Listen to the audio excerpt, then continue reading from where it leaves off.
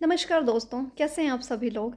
दोस्तों, आज आपने सुना होगा कि राहुल गांधी जो है, जो एक यूज़लेस घोड़ा है, एक्चुअली गधा है, बट उसने क्योंकि अपने एक्चुअली वो बता रहा था कि उसके पार्टी में कितने सारे घोड़े बैठे हुए हैं, लंगड़े घोड़े और पता नहीं लंगड़े आम वाले घोड़े और पता नहीं कहाँ कहाँ के घोड़े। तो आई थिंक ठीक है राहुल गांधी, तुम्हारी पार्टी में घोड़े होंगे बट तुम तो गधे ही हो, राइट।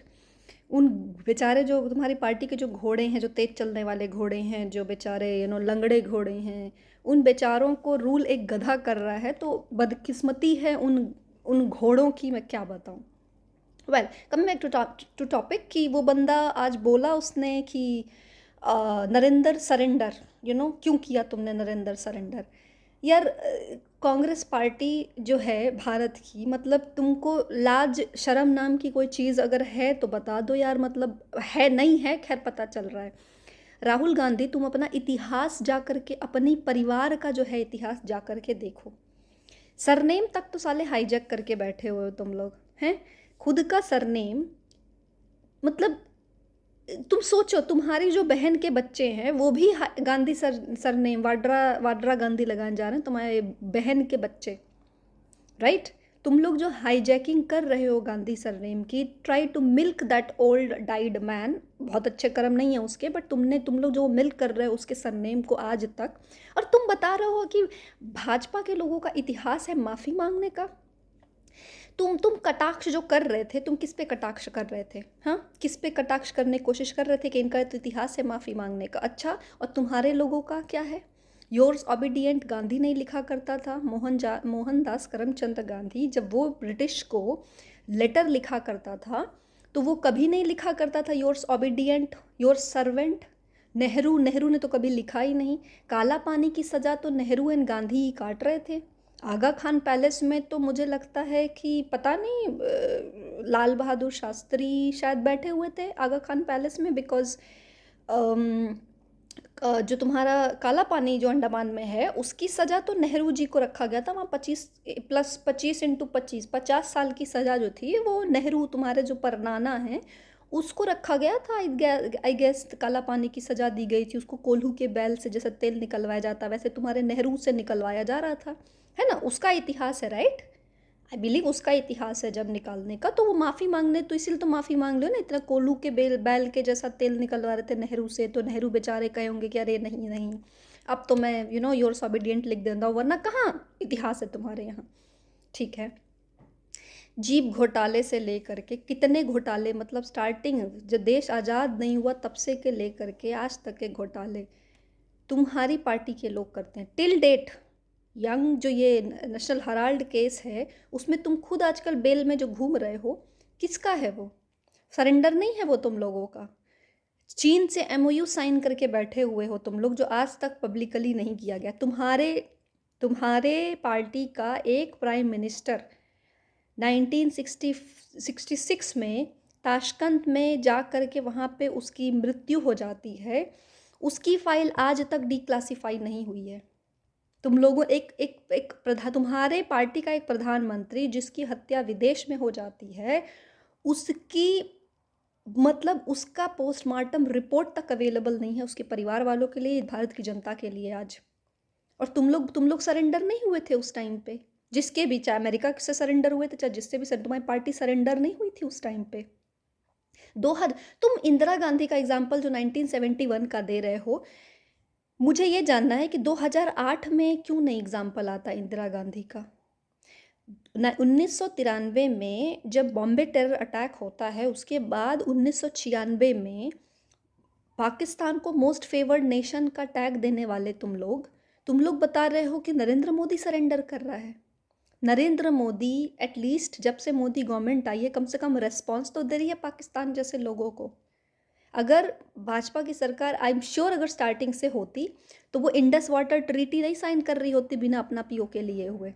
65 में हम पीओके का पार्ट जीतने के बाद भी उनको ऐसे ही वापस नहीं कर दिए होते। 1971 में 93,000 सैनिक होने के बाद भी अपने 54 सैनिक वापस न ले पाते के बाद भी सारा पूरा, एक तो बांग्लादेश को पूरा देश दे देते हैं, चिकन नेक को काऊ नेक नहीं बना पाते, और उधर जो वेस्टर्न साइड में जीता था वो भी तुमको वैसे वापस पाकिस्तान को कर देते हैं वापस। वो सरेंडर नहीं था। किस 71 की बात कर रहे हो यार? और 2008 में भाई साहब, 2008 में क्या था?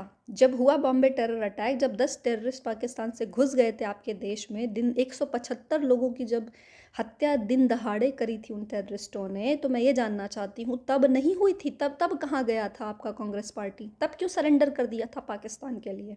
बताओ राहुल गांधी, तब क्या था? तब तुमने उठ के बोला था ना कि सारी चीज़ें इंटरसेप्ट नहीं हो सकती। तुम्हारा 2009 में यही कहना है ना कि हर हर चीज़ें इंटेलिजेंस के हिसाब से बताई नहीं जा सकती, पता नहीं हो सकती, इंटरसेप्ट नहीं हो सकती।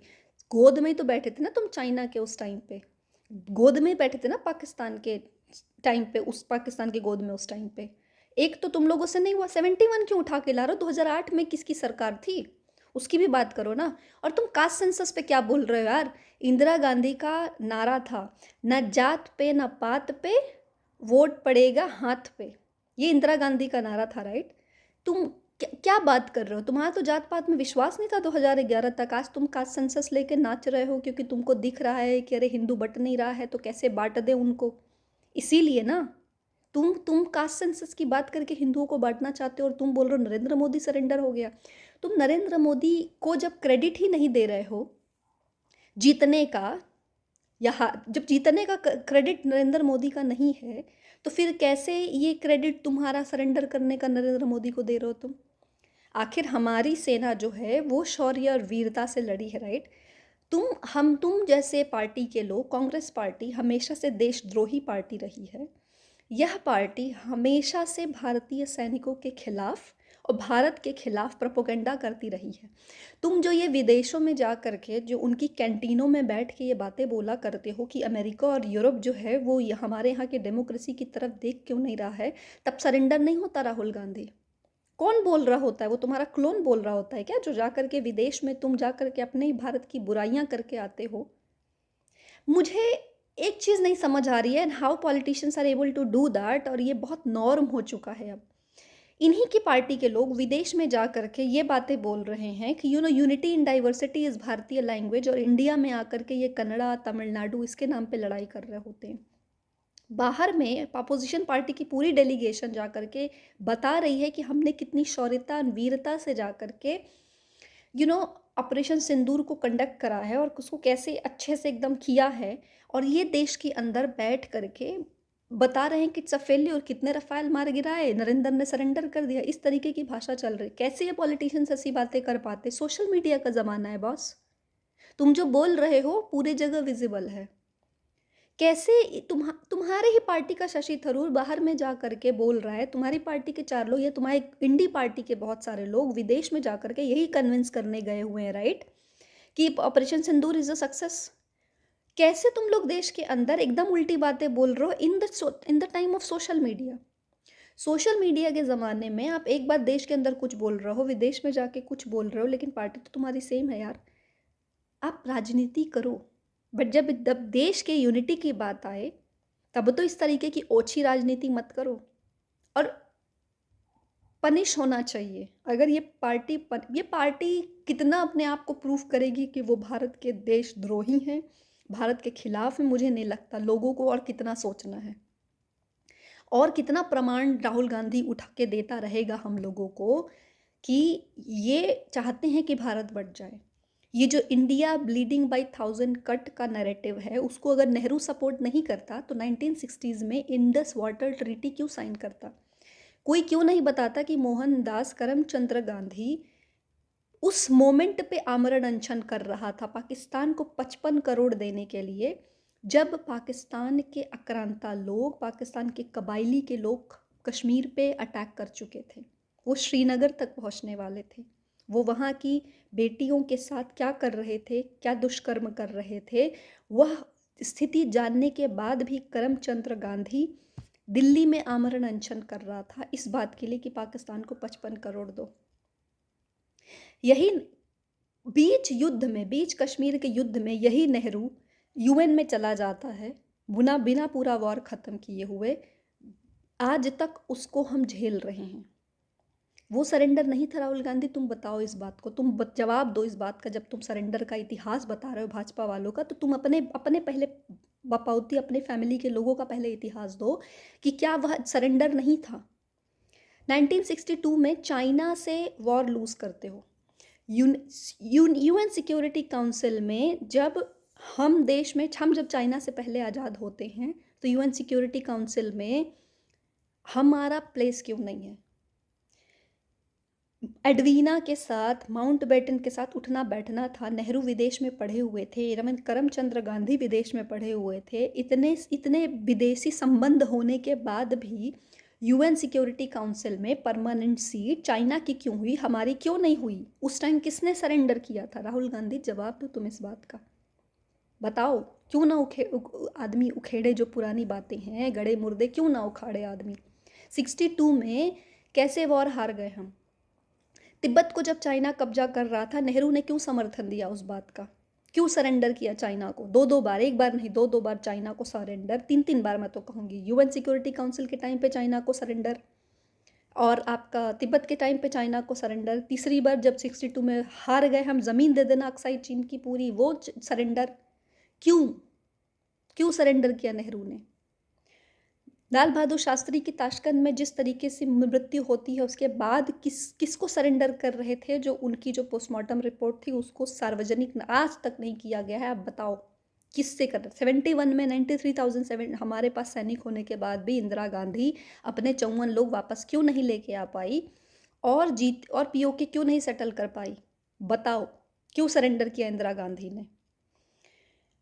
2008 में एमओयू जब साइन कर रहे थे चाइना के साथ और पाकिस्तान हम पे अटैक कर रहा था, क्यों बेच के बैठे? क्यों सरेंडर किया चाइना को कांग्रेस पार्टी ने? बताए कांग्रेस पार्टी, जवाब दे इस बात का कि 2008 में कौन सा एमओयू साइन किया था जो आज तक डिक्लासिफाई नहीं हुआ है?